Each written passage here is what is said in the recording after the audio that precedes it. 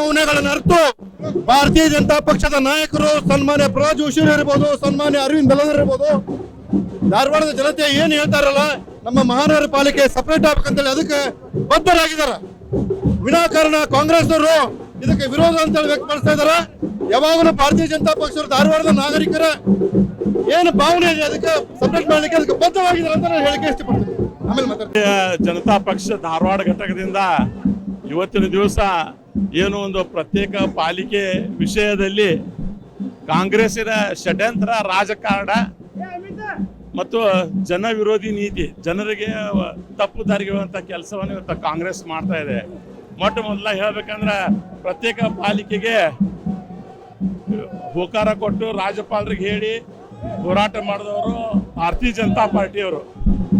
ಆದರೆ ರಾಜ್ಯಪಾಲರು ಕೇಳಿದ ಮಾಹಿತಿಯನ್ನು ರಾಜ್ಯ ಸರ್ಕಾರ ಕೊಟ್ಟಿಲ್ಲ.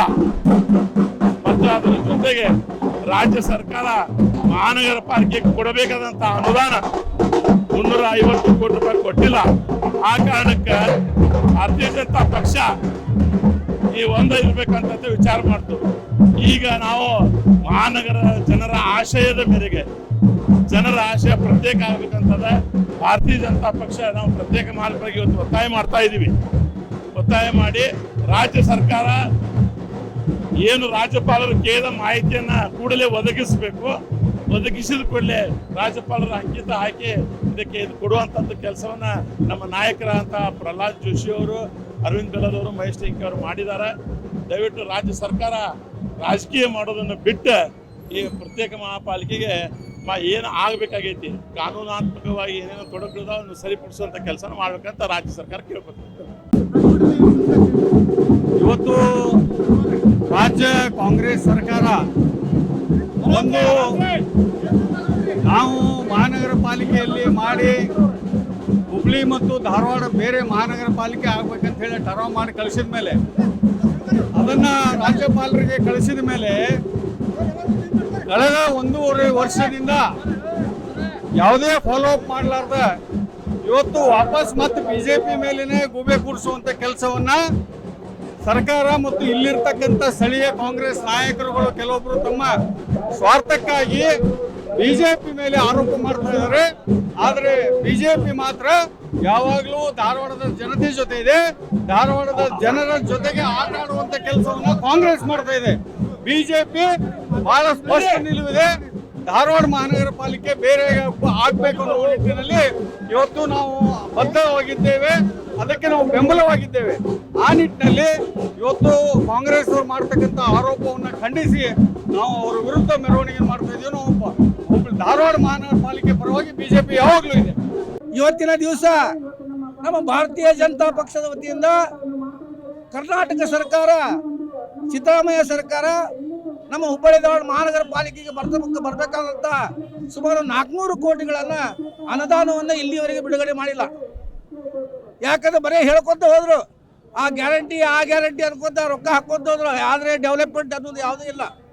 ನಮ್ಮ ಹುಬ್ಬಳ್ಳಿ ಧಾರವಾಡ ಮಹಾನಗರ ಪಾಲಿಕೆ ಅನೇಕ 3 ವರ್ಷಗಳಿಂದ ಯಾವುದೇ ರೀತಿಯಿಂದ ಅನುದಾನವನ್ನು ಬಿಡುಗಡೆ ಮಾಡಿಲ್ಲ. ಆ ನಿಟ್ಟಿನಲ್ಲಿ ನಮ್ಮ ಭಾರತೀಯ ಜನತಾ ಪಕ್ಷ ಇವತ್ತು ಅನುದಾನವನ್ನು ಕೂಡಲೇ ಬಿಡುಗಡೆ ಮಾಡಬೇಕು.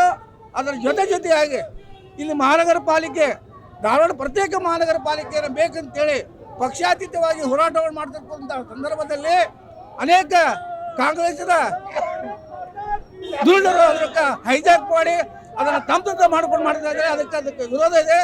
ಯಾವುದೇ ರೀತಿಯ ನಮ್ಮ ಧಾರವಾಡದ ಪ್ರತ್ಯೇಕ ಮಹಾನಗರ ಪಾಲಿಕೆಗೆ ನಮ್ಮ ಧಾರವಾಡ ಬಿಜೆಪಿ ಸಂಪೂರ್ಣವಾಗಿ ಬೆಂಬಲ ಇದೆ ಅಂತ ಈ ಮೂಲಕ ಹೇಳಕ್ ಇಷ್ಟ. ಧಾರವಾಡದಲ್ಲಿ ಭಾರತೀಯ ಜನತಾ ಪಾರ್ಟಿಯ ಅಂದ್ರೆ 1 ರಿಂದ 26 ವಾರ್ಡು ಸೇರಿ ಇವತ್ತು ಬಿಜೆಪಿಯ ಎಲ್ಲ ಮಂಡಳ ಅಧ್ಯಕ್ಷರು, ಮಹಾನಗರ ಪಾಲಿಕೆ ಸದಸ್ಯರು, ಜಿಲ್ಲಾದವರು, ಆಮೇಲೆ ಎಲ್ಲ ಮೋರ್ಚಾ ಬಿಜೆಪಿ ವತಿಯಿಂದ ಇವತ್ತು ಭಾರತೀಯ ಜನತಾ ಪಾರ್ಟಿ ಧಾರವಾಡ ನಗರ ವತಿಯಿಂದ ಇವತ್ತು ಬೃಹತ್ ಪ್ರತಿಭಟನೆ. ಇವತ್ತು ರಾಜ್ಯ ಸರ್ಕಾರ ಹುಬ್ಬಳ್ಳಿ ಧಾರವಾಡ ಮಹಾನಗರ ಪಾಲಿಕೆಗೆ ಬರೋದು 350 ಕೋಟಿ ರೂಪಾಯಿ ಬಾಕಿ ಅದ. ಈ ಸರ್ಕಾರ ಬಂದ ಮೇಲೆ 3 ವರ್ಷ ಆಯ್ತು. ಮಹಾನಗರ ಪಾಲಿಕೆಗೆ ಪೌರ ಕಾರ್ಮಿಕರ ಪೆನ್ಷನ್ ಇರ್ಬೋದು, ಹಲವಾರು ನಮ್ಮ ಮಹಾನಗರ ಪಾಲಿಕೆಗೆ ಬರೋದು 350 ಕೋಟಿ ರೂಪಾಯಿ.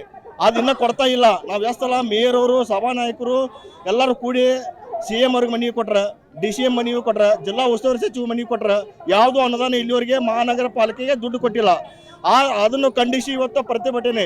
ಈ ಪ್ರತಿಭಟನೆ ಮುಗಿದ ನಂತರ ಧಾರವಾಡ ಪ್ರತ್ಯೇಕ ಮಹಾನಗರ ಪಾಲಿಕೆಗೆ BJPಯ ಎಲ್ಲ ಸದಸ್ಯರು, ಮಹಾನಗರ ಪಾಲಿಕೆ ಸದಸ್ಯರು, ಶಾಸಕರು, ಸಂಸದರು ಹಾಗೂ ಸಾಮಾನ್ಯ ಕಾರ್ಯಕರ್ತರು ಸೇರಿ ಇವತ್ತು ಪ್ರತ್ಯೇಕ ಮಹಾನಗರ ಪಾಲಿಕೆಗೆ ನಾವೆಲ್ಲರೂ ಸಪೋರ್ಟ್ ಮಾಡತ್ತೇವೆ.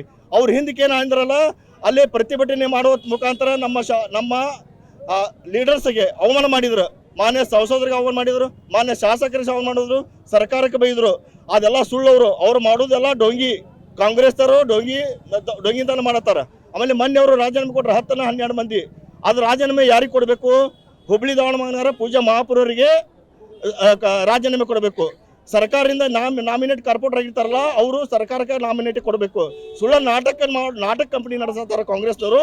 ಇವತ್ತು ಅದು ಮಹಾನಗರ ಪ್ರತ್ಯೇಕ ಮಹಾನಗರ ಪಾಲಿಕೆ ಬುನಾದಿ ಹಾಕಿದವರು ಅರವಿಂದ್ ಬೆಲ್ಲದವರು. ಅವರು ಏನು ಒಂದರಿಂದ ಮೊನ್ನೆ ಕೇಂದ್ರ ಸರ್ಕಾರ ಬಜೆಟ್ನಲ್ಲಿ 10 ಲಕ್ಷ ಜನಸಂಖ್ಯೆ ಮಹಾನಗರ ಪಾಲಿಕೆಯರಿಗೆ 5,000 ಕೋಟಿ ರೂಪಾಯಿ ಅನುದಾನ ಬಿಡುಗಡೆ ಮಾಡಿದರು. ಹಂತವಾಗಿ ವರ್ಷ ಅನುದಾನ ಬಿಡುಗಡೆ.